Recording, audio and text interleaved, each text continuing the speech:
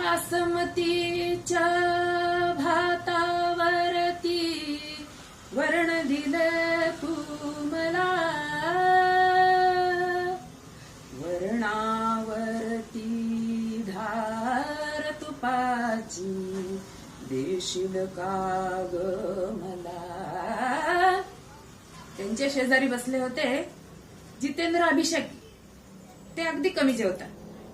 त्यांना वाढायला लागल्याबरोबर ते काय म्हणतात, माझे जेवण झाले झाले, भात असो की सूप असू दे, पुरणपोळी वा भजी असू दे, काही नकोसे झाले झाले, माझे जेवण झाले झाले. उषाताई मंगेशकर हातात लाडूची परात घेऊन सगळ्यांना वाढतायत, आग्रह करतायत. ते बघून आशाताईंना त्यांची फिरकी घ्यायची लहर आली. त्या काय म्हणाल्या, लाडूची परात तुझ्या गहाती,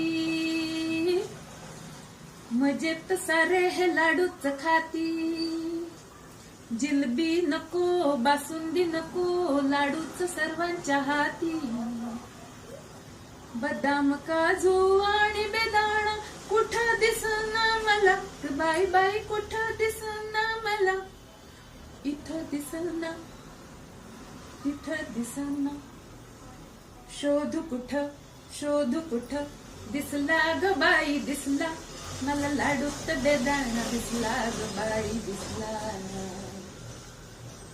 हृदयनाथ मंगेशकर जेवायला बसले आणि तिघी बहिणी त्यांना आग्रह करतात.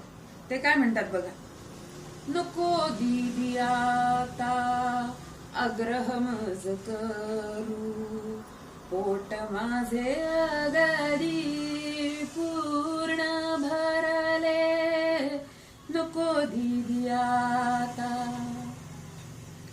आज जेवणात कढी खूप सुंदर झाली होती बरं का. आता लता दीदी त्याची आठवण ठेवून समारोप करताना काय म्हणतात बघा, जेवणात ही कढी अशीच राहू दे, भोजनास